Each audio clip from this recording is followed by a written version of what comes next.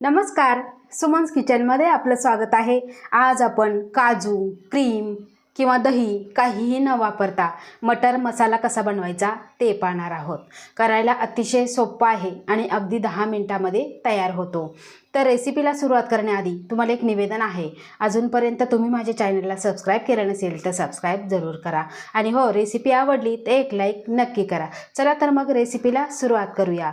तर इथे मी 1 कप मटार घेतलेला आहे आणि स्वच्छ धुवून घेतलेला आहे। तर आता हा मटार आपण बाजूला ठेवू। तर आपल्याला मटार मसाला बनवायचा, त्यासाठी आपल्याला वाटण तयार करायचं आहे। इथे मी मिक्सरचं भांडं घेतलेलं आहे आणि जे मटार आपण 1 कप घेतलेले त्यामधले पाव कप इथे मी मटार घेतलेले आहे। त्यानंतर यामध्ये घालायचा आहे आपल्याला एक मोठा कांदा कट केलेला, त्यानंतर 3 लसूण पाकळ्या, ह्या मोठ्या आहे म्हणून मी 3 घेतलेले आहे। त्यानंतर 1 इंच आलं आणि अगदी थोडीशी कोथिंबीर। आपल्याला पाणी न घालता हे वाटून घ्यायचं आहे। तर या पद्धतीने वाटण तयार करून घेतलेलं आहे। आता हे वाटण आपल्याला एका वाटीमध्ये काढून घ्यायचं आहे।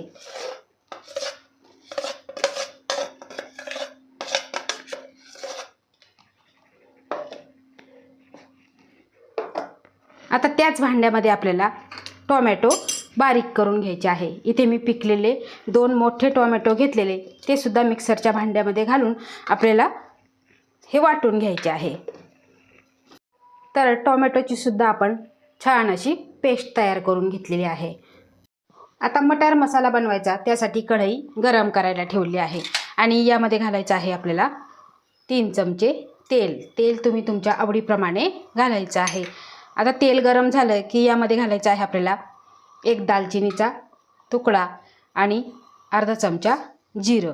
जिरं चांगलं आपल्याला फुलवून घ्यायचं आहे।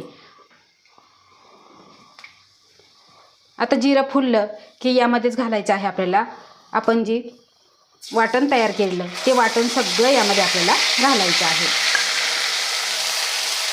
आता हे वाटण आपण घातलेलं तर आपल्याला 2 ते 3 मिनिटे परतून घ्यायचं आहे, कारण आपण सगळं कच्चं घेतलेलं आहे। त्याचा जो उग्र वास आहे तो सगळा निघून जाईल।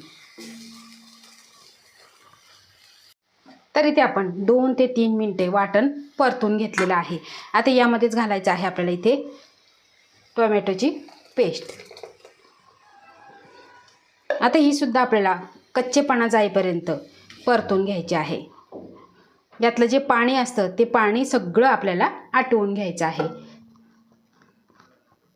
तर इथे टोमॅटोतलं सगळं पाणी आटलेलं आहे। आता यामध्ये काही आपल्याला मसाले घालायचे आहे। तर इथे मी अर्धा चमचा हळद, 1 चमचा लाल मिरची पावडर, 1 चमचा धना पावडर, अर्धा चमचा इथे सब्जी मसाला, अर्धा चमचा आमचूर पावडर आणि यामध्ये घालायचं आहे चवीपुरतं मीठ।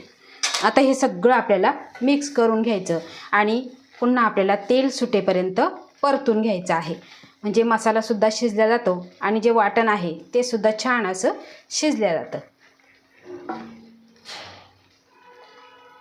तर इथे आपला मसाला तेल सुटेपर्यंत आपण परतून घेतलेला आहे, म्हणजे कुठेही आपला मसाला कच्चा राहिलेला नाही, वाटण कच्चं राहिलेलं नाही। आता यामध्ये घालायचं आहे आपल्याला 1 कप पाणी। इथे गरम पाणी वापरायचं आहे आणि आपल्याला हे सगळं मिक्स करून घ्यायचं आहे, कारण मटर मसाला हा खूप पातळ नसतो, तो घट्ट असतो। तर बघा सगळं मिक्स करून घेतलेलं आहे आणि यावरती आपल्याला झाकण ठेवायचं आहे। तर आता आपल्याला पुढची स्टेप करायची आहे। तर इथे मी पॅन गरम करायला ठेवलेला आहे आणि त्यामध्ये घालायचं आहे आपल्याला 1 चमचा तेल। ह्या तेलामध्येच घालायचं आहे आपल्याला हिंग। हिंग का घालायचा, कारण वाटाणा हा पचायला जड असतो, त्यासाठी घालायचा आहे। आणि यामध्येच घालायचे आहे 3 ते 4 हिरवी मिरची, एकदम अशी उभी कट केलेली आहे आणि ही मिरची कोवळी आहे। आता ही सुद्धा आपल्याला परतून घ्यायचं आहे, ह्या तेलामध्येच परतून घ्यायचं आहे। आणि त्यामध्येच घालायचं आहे आपल्याला इथे हा मटार, यातच घालायचं आहे आपल्याला अगदी थोडंसं मीठ आणि यामध्येच घालायचं आहे आपल्याला अगदी 2 चमचे पाणी। आणि आपल्याला 3 ते 4 मिनटे फक्त वाफवून घ्यायचं आहे. असं वाफवल्यामुळे काय होतं, हा मटार आहे तो हिरवागार राहतो आणि भाजीमध्ये दिसायलासुद्धा छान दिसतो आणि पटकन शिजतो, कच्चेपणा निघून जातो आणि उग्रसुद्धा लागत नाही. आता यावरती आपल्याला 2 ते 3 मिनटासाठी झाकण ठेवायचं आहे.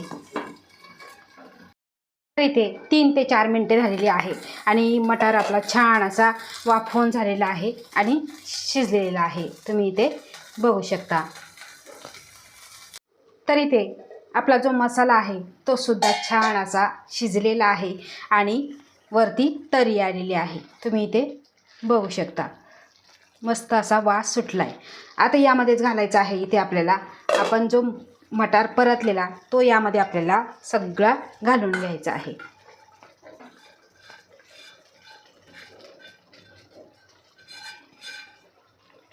आता हे सगळं आपल्याला मिक्स करून घ्यायचं आहे आणि मिक्स केल्यानंतर आपल्याला 5 मिनटे